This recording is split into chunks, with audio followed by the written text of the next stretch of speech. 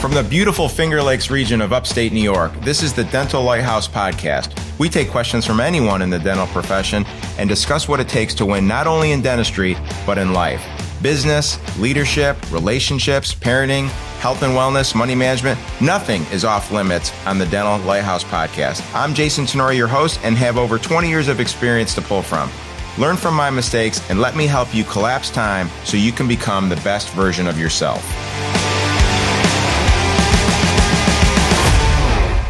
Yo, welcome back, Dental Lighthouse Podcast. It's a Saturday morning. I just had the whole week off. We spent it down at the lake and didn't check email all week. Really tried to stay away from my phone. So when I did check email and my phone and text messages and DMs on Facebook and stuff like that, I was blessed to see a number of questions from some private coaching clients, some people that listen to the podcast. Just really good questions. Just like, Jason, what would you do here? Jason, what would you do there? And realizing that there's no right answer to anything. There's just what works for me. I thought I'd spend some time today unpacking what some of the questions were and then just answering them as honestly and as transparently as I can. So the first question comes from someone that I have been working with one-on-one that is trying to increase his hourly production. And the reason that he's trying to increase his hourly production, and really the reason anyone's trying to increase their hourly production, is it gives them freedom. It makes choices available to them. So the two obvious choices are I can increase my hourly production to make more money and the same hours worked per week, or I can increase my hourly production and make the same amount of money in less time. And that's what most of my clients ultimately want to move towards. They work 4 days a week and they're getting to that point where maybe their kids are getting to a certain age where they want to spend more time with them, or they've come to the realization that they've put some personal relationships on the back burner. They've come to the realization that they need to spend more time working on the business in a CEO role versus in the business as a provider. But they've developed this lifestyle based on their income, and it's difficult, although sometimes possible, but it's difficult to reduce your clinical hours and take an income hit and not have it rock the boat. So what we try to do is how can we increase our hourly clinical efficiency so you can go from 4 days to 3 days. And now you have freedom in this additional day to do things personally, professionally, what have you, but keep your income the same. So in this particular situation, the doc, one of the strategies that we had talked about to increase his hourly production was to limit the amount of fillings that he was doing on a regular basis. So there'd be some days where he'd have 6, 7, 8 filling appointments. And as we all know, filling appointments can be extremely taxing mentally. They can be extremely taxing physically. And then at the end of the day, when you've done 6, 7, 8 filling appointments, you feel like you got ran over by a truck. And you look at the end of day sheet expecting it to be thousands and thousands and thousands of dollars in production. And you take a knife like right here when you look at the actual production from that day, and it's a fraction of what you thought it should be. It's based on how you feel, you thought you produced tens of thousands of dollars, and you look at this report and it's $2,500, and you're just like, oh my gosh. So if you're a solo doc, you can't just stop doing fillings. Well, I guess you could, but that's not good for anybody. So what do? You start to develop systems where you limit the amount of filling appointments that you're going to do on a daily basis. And what this does for you is a number of things. I'll just briefly talk about that. It allows you to be more productive on an hourly basis, because assuming that you have a skill set that allows for other things like endo, crown and bridge, cosmetics, Invisalign, it frees up your emergencies, turning a toothache into endo, build-up, crown. It gives you some capacity within the day to do these things. That's first and foremost. Secondly, it saves your mental and physical well-being because you're not running ragged with a day of 7, 8, 9 filling appointments. So what I'm coaching this particular person up on is implementing a system that's going to limit the amount of direct filling appointments that he has throughout the day. Now, everybody's different, right? So, well, how many is that, Jason? It's really different. It depends on your situation. Depends on your demand. How booked out are you? Depends on your skill set. Do you do tons of surgery? Do you do tons of crown and bridge? Do you do tons of cosmetics? If all you do is fillings, like if that's what your skill set is allowing you to do, single unit crowns and fillings, I don't do surgery, I don't do implants, I don't do endo, then that's another conversation that you and I need to have, right? You can't limit the filling procedures if that's all you do, right? Different conversation for a different day. But if you have a skill set that allows you to do other things and that allows you to be more productive with other things, then you need to figure out a way, you need to develop a system to limit the amount of filling appointments that you have in a day. So in this particular situation, we settled on 2 filling appointments in the morning and 1 filling appointment in the afternoon. And if we can develop a system that allows us to limit our day to 2 filling appointments in the morning and 1 filling appointment in the afternoon, I had assured this particular doctor that we would see an increase in hourly production, which would start the ball rolling to give him some freedom, give him some choices to see how we want to move forward. So a couple things. First off, we have to define filling appointment. Okay. So in this particular context, we defined a filling appointment as only direct fillings, 1 surface, 2 surface, 3 surface, 4 surface fillings, and limiting them to 3 per day. Okay. 2 in the morning, 1 in the afternoon. The front desk had the autonomy to slide the appointments up or down. So in the schedule, there was 1 at say 8 o'clock, 1 at 11 o'clock, and 1 at 3 o'clock.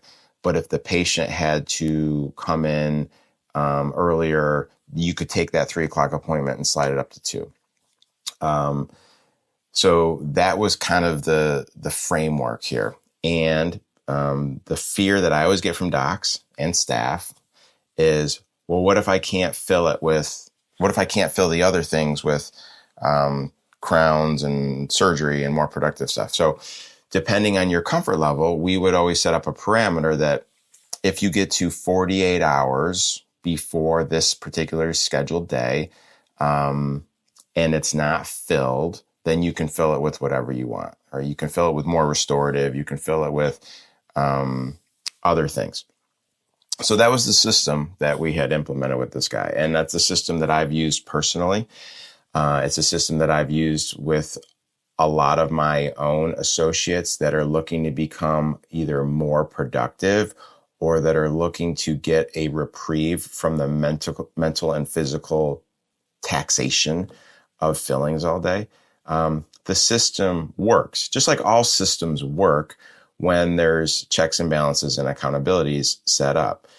So this particular doctor set up the system, but then reached out to me and said, my team's not following the system. Like, how do I keep my team accountable to following the system that I'm trying to implement? Good question, right? And this question can be used for any system, right? So the first thing that I always go back to is the why. Why are we doing this? And first and foremost, the doctor needs to have clarity with the why. I am choosing to implement this system because ... right? And that why can be really anything. It doesn't matter. Like if the doctor truly believes in this and this is why he wants it to happen, great. You need to communicate that to the rest of the team. So in this particular situation, what's the why? Well, the why is couplefold. I have to get away from days that are nonstop, back-to-back filling appointments because it is mentally exhausting. It's physically exhausting. If this were me having the conversation, I would say I go home to my family and I'm not the person that I want to be. I go home, I walk in the door, I kick the dog, I roll my eyes at my wife, have some fun with it. But the reality is this is true. Any of you guys that have done 6, 7, 8, 9 filling appointments in a day, that's how you feel. Like you're just exhausted. You get home and you just want to collapse on the couch. Okay. So the first part of my why is I am not proud of the person that I am when I have days like that. I'm not proud of the person that I am after work. So for that reason, I need to change something. That's a great why. Another why is I am realizing that we're busy and there's things that are falling through the cracks in this office. I'm the leader. I'm the owner. I need to dedicate time to fixing those things, to solving for those things. And I currently don't have the time to do that now.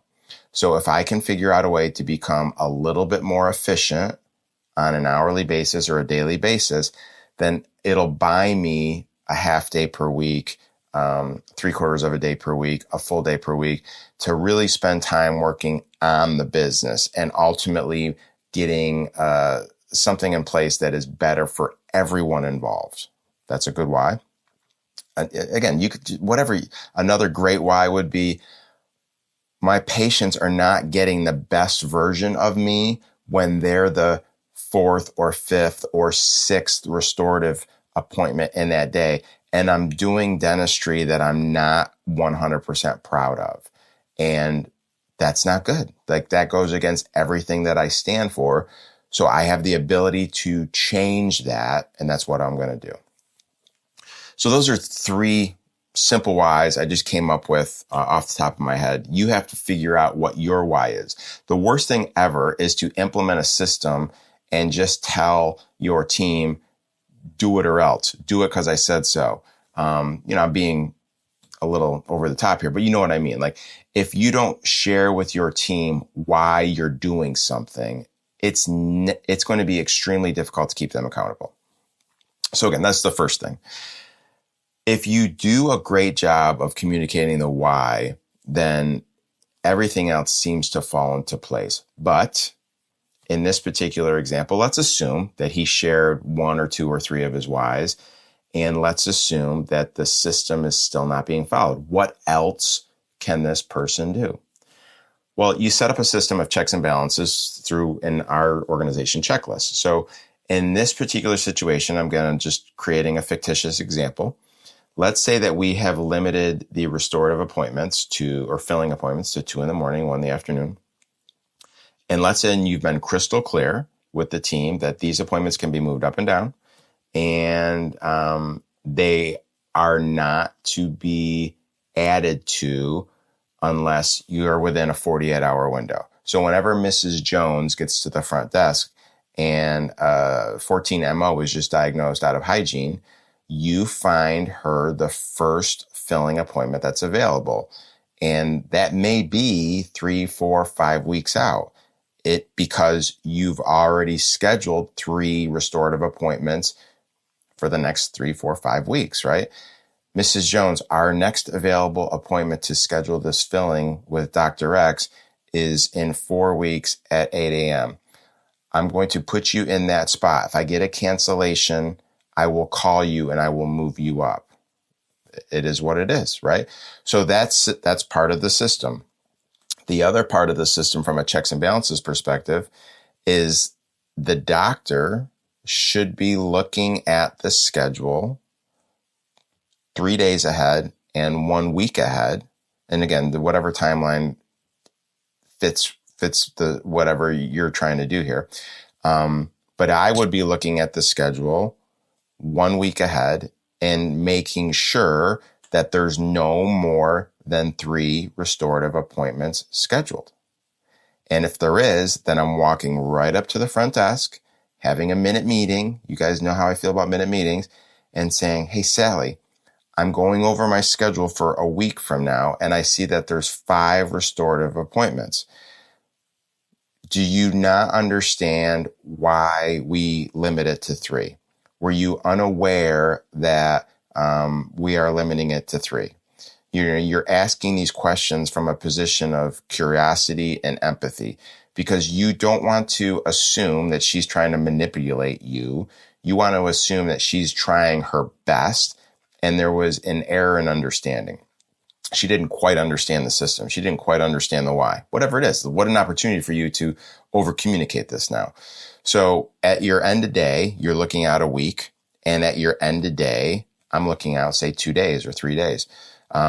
If I look out 2 days and I see that there's 3 restorative appointments, but the rest of the schedule is open, then based on the system that we put into place, okay, we're within a 48-hour window. We can now add additional restorative appointments to the schedule. That's not ideal, but what's even less than ideal is open time. So maybe your window is 48 hours. Maybe your window is 24 hours. It just depends on how many other services you're able to provide. It depends on how in demand that your skills are, your schedule, how far out you're booking. But typically anywhere from 24 to 72 hours ahead, all bets are off, so to speak. But when you do these things, when you set up these levels of checks and balances and you have the courage, you've developed the character, we've talked about this in our servant leadership courses, to go into the storm and have a minute meeting from a position of love and curiosity and empathy and say, hey, Mary, like we talked about this at the last meeting, this is the system. This is why the system's in place. But when I look at the schedule a week from now, I see that there's 6 restorative appointments instead of the 3 that we talked about. Help me understand why that is, right? And you'll get something like, well, Mrs. Jones was insistent. So again, we need to coach up our team and say, well, we need to let Mrs. Jones know that when she's the 4th or 5th restorative appointment of that day, like I'm not at my best. I'm going to provide a level of service that's inferior to what I normally do. And that's just not fair to me. That's not fair to Mrs. Jones. And for that reason, we limit this. Or again, always going back to the why. So I hope that, and I'll share this video with the doc that I'm talking about. And it'll lead to more questions and I'll share with you guys. But that's basically the framework of if you're going to set up something, have total clarity on the why. Why are you setting this up? Why are you implementing a system? As soon as you see the wheels coming off, assume it's because there's a error in understanding.